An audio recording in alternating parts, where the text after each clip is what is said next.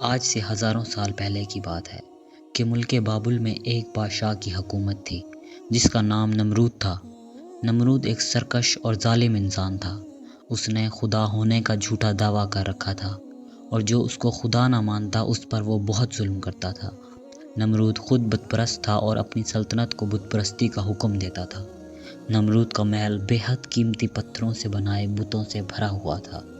اللہ نے نمرود اور بابل کے لوگوں کی طرف حضرت ابراہیم علیہ السلام کو بھیجا۔ آپ نے نمرود کو اللہ کی عبادت کی طرف بلایا، مگر نمرود کی جہالت، گمراہی اور بادشاہت کے غرور نے اسے اللہ کی عبادت سے انکار پر کھڑا کر دیا۔ جب حضرت ابراہیم علیہ السلام نے کہا میرا اللہ تو وہ ہے جو زندہ کرتا ہے اور موت دیتا ہے، تو نمرود نے کہا میں بھی زندہ کرتا ہوں اور موت دیتا ہوں۔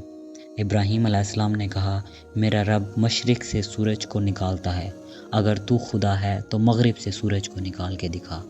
یہ سن کر نمرود چپ ہو گیا۔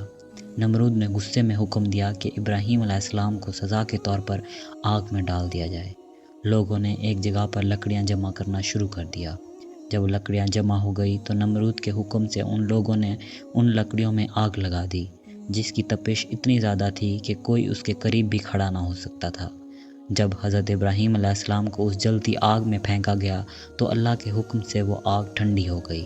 جب نمرود کو یقین ہو گیا کہ آگ حضرت ابراہیم علیہ السلام کا کچھ نہیں بگاڑ سکتی تو اس نے آپ کو آزاد کر دیا، مگر پھر بھی نمرود اور بابل کے لوگوں نے اس معجزے کے بعد بھی اللہ اور اس کے پیغمبر پر ایمان نہ لایا۔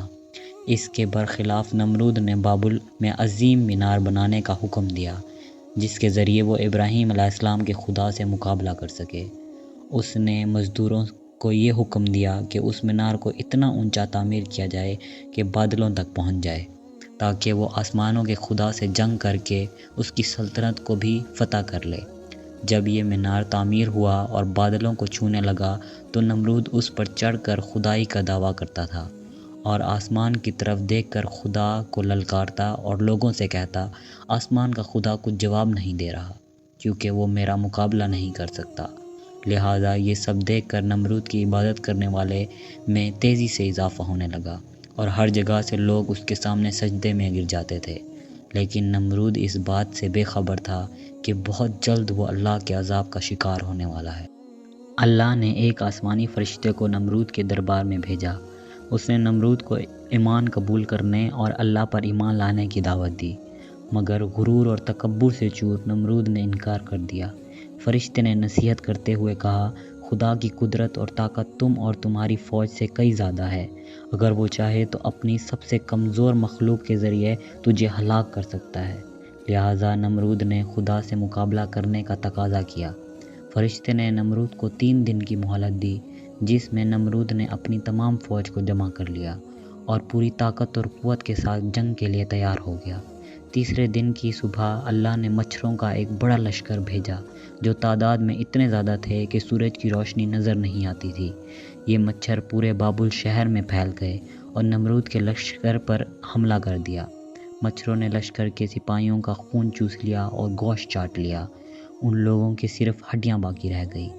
ایک مچھر نمرود کی ناک میں گھس گیا اور ناک کے راستے دماغ میں گھس گیا اور مغز کھانے لگا۔ درد کی شدت سے نمرود پاگل ہونے لگا۔ اس نے اپنی تکلیف ختم کرنے کے لیے اپنے سپاہی کو سر پر ڈنڈا اور تھپڑ مارنے کا کہا۔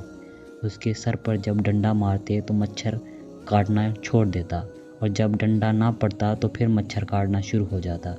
حالت اتنی خراب ہو گئی کہ اب جب بھی کوئی شخص نمرود کے دربار میں حاضر ہوتا وہ اسے اپنے سر پر جوتے مارنے کو کہتا۔